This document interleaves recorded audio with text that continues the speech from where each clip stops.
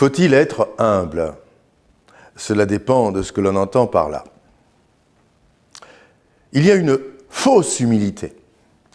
La Rochefoucauld disait « Le refus des louanges est un désir d'être loué 2 fois ». Cette humilité, au fond, c'est de l'orgueil. Il y a une humilité forcée, par peur de l'orgueil des autres.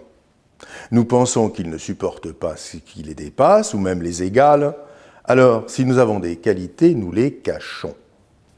Ce n'est pas forcément orgueil, c'est prudence politique. Le proverbe dit « Fais-toi pardonner tes qualités, tes défauts, on te les pardonnera toujours ». Il y a une humilité de honte, imposée par les partisans d'un ordre trop dur, ou ceux d'une égalité féroce. Alors, admettons, on peut admettre, qu'une répression sociale des orgueilleux fasse partie de la prudence politique. Mais il est malsain, contre-productif, de nous interdire de reconnaître sans forfanterie, et aussi à nos propres yeux, nos qualités, nos grands désirs, à plus forte raison, notre excellence ou notre supériorité lorsque c'est le cas. Ce n'est pas vraie humilité que de vivre dans la honte, la peur, la timidité et l'inhibition. Il y a une humilité triste. Nous considérons nos faiblesses, nos fautes ou nos échecs et nous en désespérons. C'est encore de l'orgueil, déçu. Narcisse se contemple et il ne se plaît plus. Si l'humilité n'était rien de mieux, elle n'aurait pas de valeur. Mais il y a aussi une humilité vraie, sans tristesse.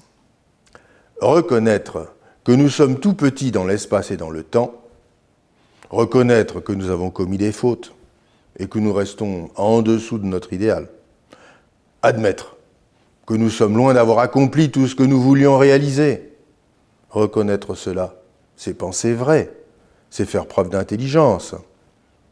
Si nous y pensons bien, c'est aussi un motif de fierté, après tout. L'humilité, c'est simplement la vérité. Brigitte Bardot serait ridicule si elle niait sa beauté. Pascal, son génie scientifique. Napoléon, son génie militaire. Tous les trois seraient sots aussi, s'ils n'admettaient pas leurs limites propres, aussi grandes que soient leurs qualités. L'homme est ingrat s'il ne reconnaît pas que ce sont les autres qui le font, en très grande partie. Le plus gros de nos qualités vient de la nature et de l'éducation. Et le meilleur de notre libre arbitre vient au fond du cœur des inspirations d'en haut. Comme le fond du cœur nous échappe, l'humilité consiste à éviter de juger, comme si nous le voyions à nu, et donc faire le moins possible de comparaison. Fondamentalement, l'humilité consiste à ne pas se prendre pour Dieu.